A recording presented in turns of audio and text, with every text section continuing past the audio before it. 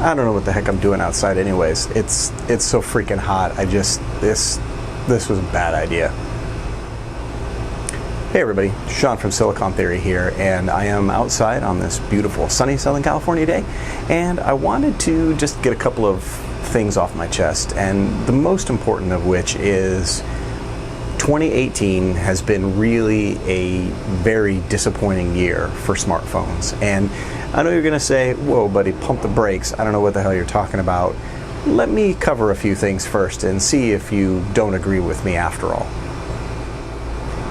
So first off, at the top of 2018 we had the Galaxy S9 and S9 Plus devices, and both of those are really solid phones, and I'm going to link a description to Shawn P's review below, and I think the exact title is awesome but boring.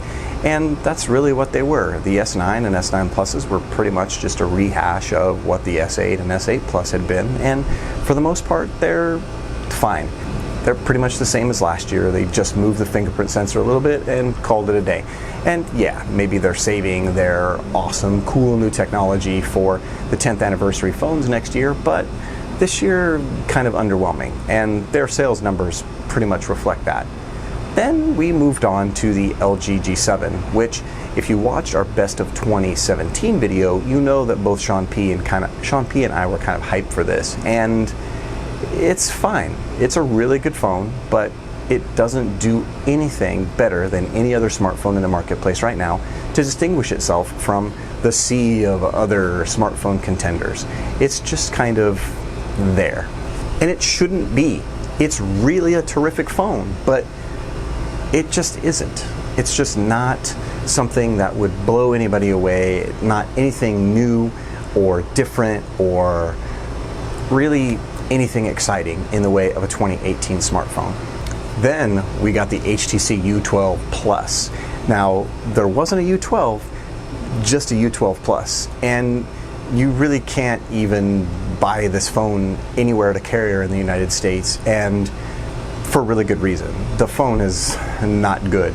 And considering that the U11 was actually a really solid phone last year, and 2017 overall was a really solid phone for last year, the U12 Plus can't be really anything but a giant disappointment. And again, HTC's profits, or lack thereof, really demonstrate that to a T.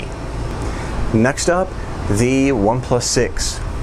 This phone is a terrific phone and a great value for the money.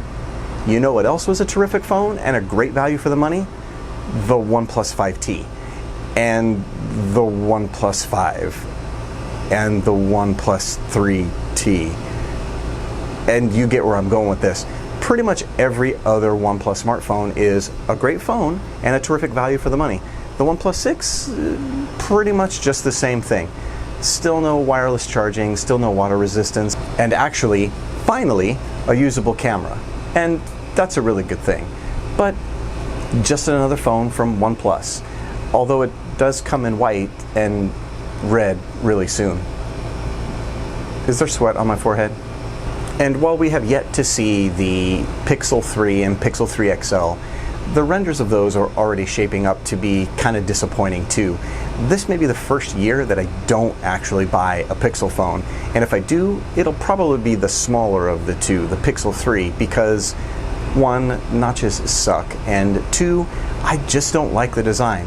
And yeah, I hear ya. Maybe they're not gonna look like the renders, but you know what? I bet you they probably are. And ultimately, for me, and probably for a lot of other people, that's not gonna be a good thing. In fact, the real only innovation that's come this year is in smartphone makers that aren't bringing those phones to the United States. Phones like the Vivo Nex and the Oppo Find X are really interesting and have pop-up selfie cameras, or in the Oppo Find X's case, a whole pop-up top casing. That's pretty damn cool, but you're really not going to be able to get that phone here in the United States, and that's a shame. And yeah, maybe the iPhones will be terrific, and maybe they won't, and maybe they'll come in a bunch of new colors, but even the iPhone X is really just more of the same from Apple. It runs iOS, and it is what it is.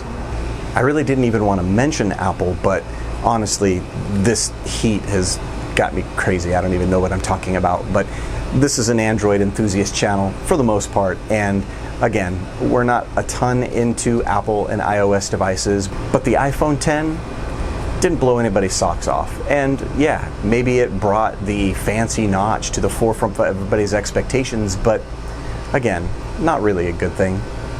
Shawn P and I were talking about this the other day, and 2018 is just shaping up to be a really disappointing year in smartphones. And we had that same kind of feeling, I think, in 2016, and we really got back on track in 2017.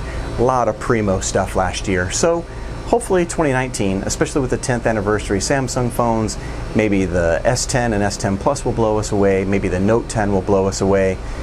Either way, I think we're probably going to have to punt this year and move on. But tell us what you think. Drop a comment below and let us know if you think this year has been as disappointing as I think it has been. As always, thanks for watching. Remember, you can catch all of our stuff over at silicontheory.com. Follow us on social. We are at Silicon Theory on the Facebook, Instagram, and Twitter. And make sure you subscribe to the channel. And if you enjoyed that, you know what to do. Thanks again for watching. And remember, as always, we will talk tech soon.